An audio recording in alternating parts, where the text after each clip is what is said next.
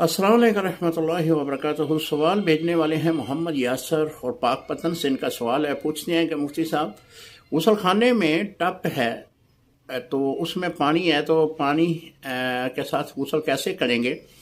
मैंने सुना है कि जब हमारे जिस्म से जो छींटें उस टप या बाल्टी के पानी में पड़ती हैं वो पानी को नापाक कर देती हैं, तो फिर गुसल कैसे मुमकिन है?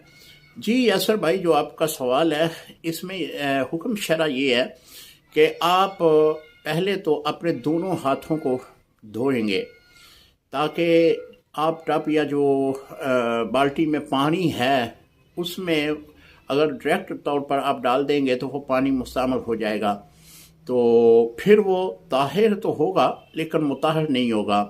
यानी ख़ुद तो वो पाक होगा लेकिन पाक करने वाला नहीं होगा। इसकी सूरत हाल यही है कि आप पहले अच्छी तरह हाथ को धो लें अगर गुस्ले जनाबत है,